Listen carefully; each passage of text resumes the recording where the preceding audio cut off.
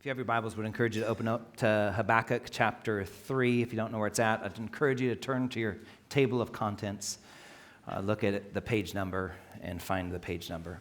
Habakkuk's where we've been the last couple of weeks. Habakkuk is a unique prophetic book where God's not necessarily using a prophet to speak to his people, but where Habakkuk actually has questions for God. Some commentators say that Habakkuk is the prophet that doesn't have a word from God, but rather has a word for God.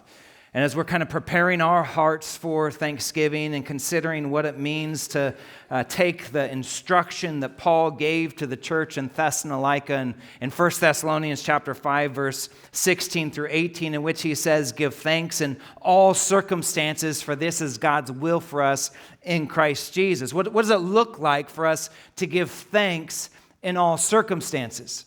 And Habakkuk provides for us a backdrop of what it looks like to wrestle with circumstances and to wrestle with questions and still come to the end and recognize that God is worthy to be praised and there's reason to give thanks. The conclusion, where we're going to be this morning in Habakkuk chapter 3, is that even though the fig tree shouldn't blossom, and even though there may not be fruit on the vine, and even though there may not be produce of olive, and there may be no yield of food in the field, even though the flock might be cut off from the fold, and even though there may be no herd in the stalls, yet I will rejoice in the Lord. I'll give thanks in all circumstances, even though there's things around me that would cause me to fail and to stumble. I'll give thanks to the Lord. Why? Because He's my strength, and He makes my feet like that of the deer. He makes me tread on high places. And this is sung to the stringed instruments. This is the conclusion of the book of Habakkuk. And if you've been with us the last couple of weeks, you know that there's kind of this fuel for gratitude that we've considered. Week 1, Habakkuk's question before God is, how is it that you can let the sin of Israel not be disciplined? Like if you know that the wickedness of Israel, you know the offense of Israel, and yet you choose not to discipline them. This is the question that Habakkuk asks before God, and God responds to Habakkuk. He says, don't worry, I'm going to discipline the nation of Israel, and I'm going to do it through the Babylonians. Now, if you know the story of Jeremiah is the prophet that had a word for the people of God. Habakkuk, same time period, has a word for God, and the word for God is, how can you let the sin of Israel not be addressed? God says, I'm going to address the sin of Israel, and I'm going to do it through the nation of Babylon. This kind of led to the first thought that we considered, that even if God seems silent, He is not idle.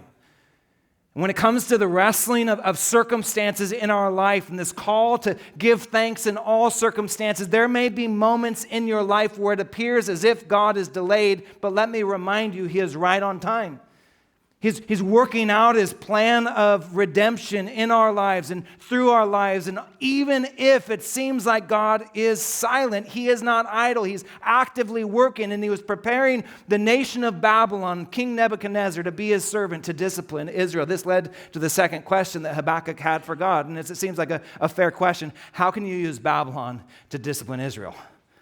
Like, Babylon's more wicked than the wickedness of Israel. And last week we considered God's response, and He says, woe to the nation who steals, and woe to the nation who extorts, and woe to the nation who gives license to sin. There were a number of woes that we considered, and then we came to the conclusion in which God still reigns. And the thought that we considered last week is, even though injustices may rise, God still reigns. And so in moments where we feel like we have experienced an injustice, we can be reminded that God's still seated on the throne, and in remembering that God's still seated on the throne, it gives us fuel for gratitude. He's on the throne. He's working on our behalf regardless of what circumstances are communicating. This morning we come to the 3rd chapter of Habakkuk, and in this chapter we're reminded that when circumstances fail us, the tendency and the temptation is to turn our gaze and our attention to the things that we don't know rather than resting in the things that we do know. Right? We allow the uncertainty and we allow the unknowns to blind us to the things that we do know. And what Habakkuk's response and prayer in chapter 3 reminds us of is that there is a rest that comes for those who know who God is and what God has promised. All but one verse reads as a prayer describing the greatness of God, and the only verse that doesn't describe the greatness of God reads as a petition before God, and the petition before God goes something like this: God, I know how you've worked in the past, revive that work and do it again in the present. And the confidence comes because Habakkuk knew the work that God had done in the past. And so he's saying, the only petition in chapter 3, revive that work, do it again today. I'm going to read it from the NIV. It comes in verse 2. NIV reads a little bit easier, and then I'll read the entire chapter out of the ESV. NIV says, chapter 3, verse 2 this way. It says, Lord, I have heard of your fame, and I stand in awe of your deeds. I know what you've done before. The infamy and the work. And so renew that work in our day. In our time, make known those works, and in your wrath, remember mercy. The final petition, paraphrased, goes something like this: God, I know how you have dealt with your people in the past, and I know your character of the past, and I know your fame of the past, and I know your work in the past. Do it again.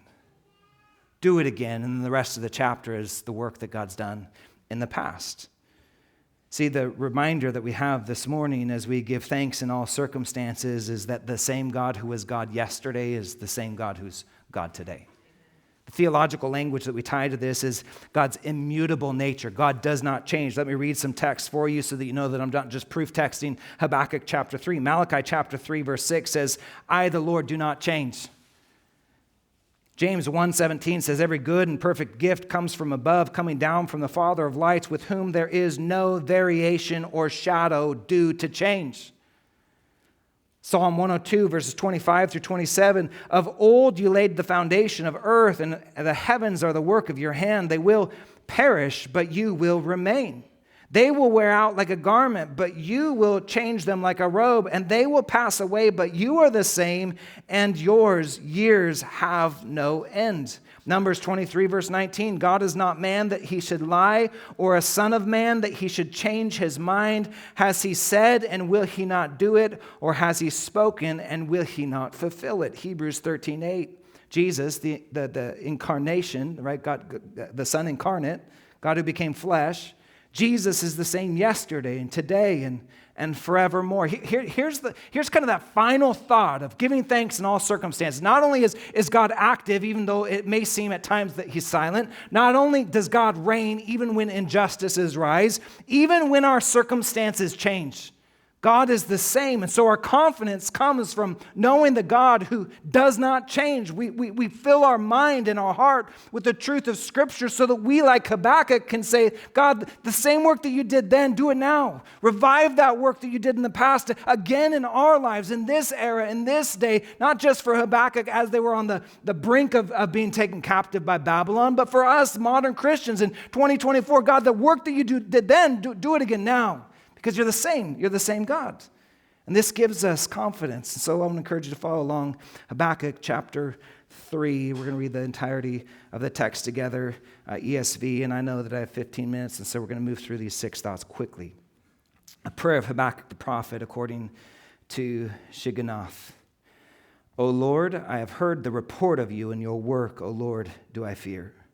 In the midst of the years, revive it. In the midst of the years, make it known. In your wrath, remember mercy. God came from Teman, the Holy One from the Mount of Paran, Selah. Multiple times throughout this prayer, there's going to be this phrase, Selah, which means to pause, and we pause so that we can meditate. And as I was preparing for Habakkuk chapter 3, I was like, there's no way that we're going to be able to pause and meditate on these 6 thoughts in a way that rightly recognizes the weight of what I'm saying. And so here's my encouragement to you. This week, as you prepare for Thanksgiving, you can take one of these statements each day and you can just kind of Selah. You can pause and you can meditate on the declaration of truth that we're going to consider. His splendor covered the heavens, verse 3, second part, and the earth was full of his praise. His brightness was like the light, rays flashed from his hand, and there he veiled his power. Before him went pestilence, and plague followed at his heels. He stood and measured the earth. He looked and he shook the nations. Then the eternal mountains were scattered. The everlasting hill sank low. His were the everlasting ways. I saw the tent of Cushan and affliction. Curtain of the land, and Midian did not tremble. Was your wrath against the rivers, O Lord? Was your anger against the rivers, or your indignation against the sea? When he rode on your horses, on the chariots of salvation, you stripped the sheath from your bow, calling for many arrows, Selah. You split the earth with rivers. The mountains saw you and writhed. The raging rivers swept on. A depth gave forth its voice. It lifted its hands on high. The sun and the moon stood still in their place at the light of your arrows as they sped. At the flash of your glittering spear, you marched through the earth in fury. You threshed the nations in anger. You went out for the salvation of your people, for the salvation of your anointed one. You crushed the head of the house of the wicked, laying him bare from thigh to neck, Selah. You pierced with his own arrow the heads of his warriors who came like a whirlwind to scatter me, rejoicing as if to devour the poor in secret. You trampled the sea with your horses, the surging of mighty rivers. I hear and my body trembles. My lips quiver at the sound. Rottenness enters into my bones. My legs tremble beneath me, yet I will quietly wait for the day of trouble to come upon people who invade us. So keep in mind the context of what Habakkuk has just been told by God. Babylon's going to come in and discipline the nation of Israel. And so in this prayer, we're reminded that even though Babylon has power, God is all powerful. And so they too will bend the knee to God at the appropriate time. And so the final refrain where Habakkuk rejoices, though the fig tree should not blossom, nor the fruit be on the vine, the produce of the olive may fail, the field may yield no food, the flock may be cut off from the fold, and there be no herd in the stall. Yet I will rejoice in the Lord. I will take joy in the God of my salvation. God, the Lord, He is my strength. He has made my feet like that of the deer. He makes me tread on high places. Just a couple thoughts. Even when circumstances take us off guard, God still reigns in truth. We see this prayer begin in verse 3. God came from Teman and the Holy One from the Mount of Paran.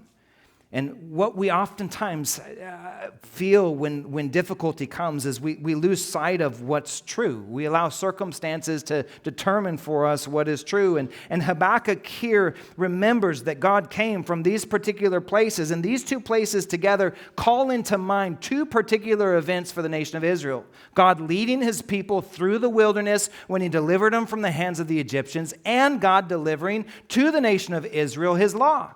And so what Habakkuk's doing as he's remembering God's activity in the past is he's remembering that God reigns in truth.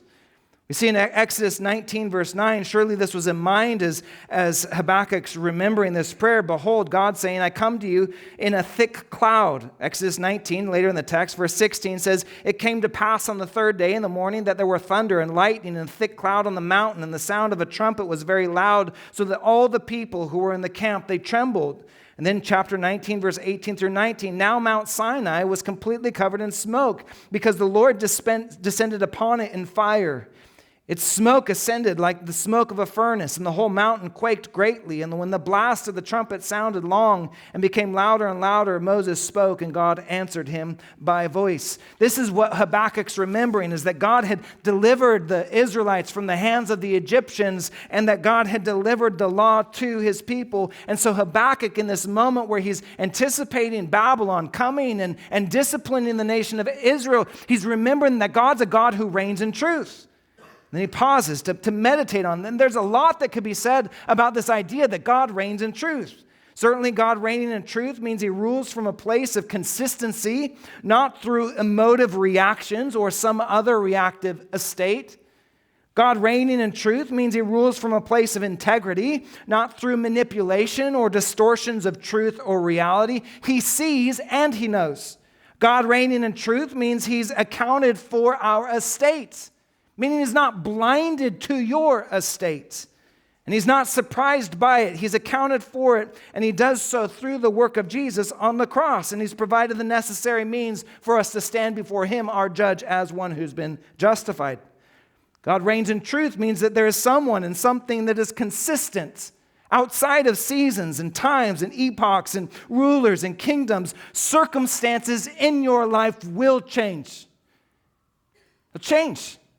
But God, He remains the same. These changes are not the basis for God's rule, and therefore they do not change how He reigns. He reigns as one who is reigning in truth. Second thought that you can meditate on this week, God still rules in glory. Circumstances may change, but God still rules in glory. We see in the prayer, His splendor cover the heavens and the earth.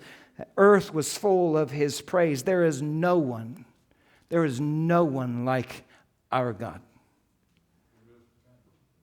You can look at the sunset, you can look at the sunrise, you can stand at the edge of the Grand Canyon. You can look at the splendor of Mount Rainier and you're like, man, that is majestic, but there is nothing in this creation that compares to the majesty of our God. His glory covers the heavens and the earth. It's filled with His splendor. Marshall Siegel, in a book entitled Killjoys, where they walk through the 7 deadly sins that kill joy, that's why it's called Killjoys, he says, our hearts were designed to enjoy a full and forever happiness, not the pitiful temporary pleasures for which we are too prone to settle. Pride, envy, anger, sloth, greed, gluttony, lust are woefully inadequate substitutes for the wonder, beauty, and affection of God. They will rob you, not ravish you. They will numb you, not heal you. When we consider this prayer of Habakkuk, considering the glory of God, he remembers God rules in glory, and His glory is far greater than King Nebuchadnezzar and the kingdom of Babylon. They may lay claim to one of the 7 wonders of the ancient world, but they don't lay claim to the world. God lays claim to the world. He rules in glory. Third thought is God rules in justice. Think of the comfort that this would have brought Habakkuk as he considers the injustices that surrounded him, the injustices that were happening in Israel. That certainly caused him frustration, which provoked the first question. And then the injustices that would follow through the nation of Babylon. How could a more wicked nation be used by God to discipline the wickedness of Israel? And what Habakkuk remembers in this prayer is that God still rules in justice, that justice will ultimately have the final say. Pestilence and plague, they follow the Lord. What God does is right, and what is wrong, God will right. Either through His justice satisfied in Christ, or through His justice satisfied in His judgment over humanity. God will make every wrong right, and everything that God does is right. Tim Keller says it this way, if we knew what God knew, then we would do what God does. And so there's this tension when we consider these fuels for gratitude when it comes to circumstances that are failing us. We can come to this place where, like, God, okay, I hear that injustices rise, you still reign, so that means that my frustration needs to be taken out on God rather than my circumstances. And that's a faulty understanding of who God is and what God is doing. Like, if we know the nature of God and we know the position of God, then we can walk away with peace and comfort. If all we know is the position of God, but we don't know the nature of God, we can walk away with discomfort. If we know the person who's seated on the throne, it gives a profound confidence and comfort regardless of what it is that we walk through. And Habakkuk is being reminded that God rules in justice. Fourth, God rules in power. This is an encouragement reminder. He looked and shook, and the nation shook. Like the nations, the powerful nations that are going to come against Israel. Babylon that was swift and fierce. If you go back to chapter 1, you see this depiction of Babylon in verses 6 through 11. I'm raising up the Chaldeans. They're bitter and they're a hasty nation. They march through the breadth of the earth. They seize dwellings that are not their own. They are dreaded and fearsome. Their justice and dignity go forth from them. Their horses are swifter than leopards, more fierce than even the wolves. Their horsemen press proudly on. Their horsemen come up from afar. They fly like eagles, swift to devour. They all come for violence, all their faces forward. They gather their captives like sands, and at kings they scoff, and at rulers they laugh. They laugh at every fortress, for they pile up the earth and then they take it. That's the description of the Chaldeans, the Babylonians. Powerful, swift, like leopards. They take what's not theirs. And here in chapter 3, we're reminded that God looks and the nations shake. God still rules in power. And so Habakkuk's confidence, even though the Babylonians are coming, is that the Babylonians might be powerful, but God is all-powerful.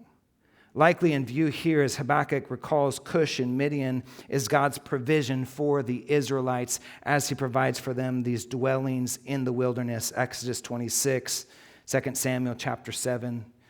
That God provides for the Israelites dwellings and that the nations would tremble before him. 5, God still rules in authority. You go through the list, you see rivers, seas, horses, mountains, sun, moon, all of it yields to the command of God. Reminds us of the language that Jesus uses in Matthew 28. He says, all authority in heaven and on earth has been given to me. And so we go with confidence. Why? Because the one who sent us has authority over all things in heaven and on earth. And he then says at the end of his commission of his disciples, surely I will be with you always until the end of the age. That we go with confidence because of who sent us and who's with us as we go. And we see that God rules not only in power, but God rules in authority. That rivers, seas, horses, mountains, sun, and moon all yield to the command of God. Think back to our story of Esther and the king of Persia that would go out to try and tame the waves. He couldn't tame the waves, but God speaks, and what happens to the waves? They're stilled. Why? Because he not only rules in power, but he rules with authority. 6, and final thought as we think through this prayer of Habakkuk, God still rules with mercy. Even when life throws you for a loop, God still reigns in truth.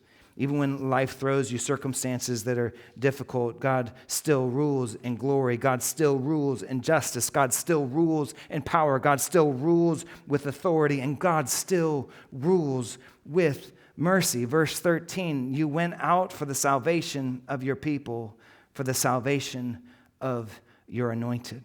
And fast forward to verse 18, I will rejoice in the Lord. I will take joy. Why? I'll take joy in the God of my salvation. God rules in mercy. We can rejoice because God not only sees us, but God understands us, and God has provided for us in our greatest need through the person and the work of Jesus. And this morning, if we're just to bring it all together, you heard this morning of what Jesus can do in a life that's surrendered to him. That even when circumstances fail you, which they will, God still is seated on the throne. Even though circumstances around you will change, which they will, the God that we worship is the same yesterday, today, and forevermore. So my appeal to you, my urge to you this Thanksgiving is know God, and you'll have reason to give thanks. As we just sang in our opening set, we worship, we give thanks, we have praise because of who God is. And when we look to the cross, we know what God has done. And it secures for us what God will do when we stand before him, perfectly declared righteous through the work of Jesus.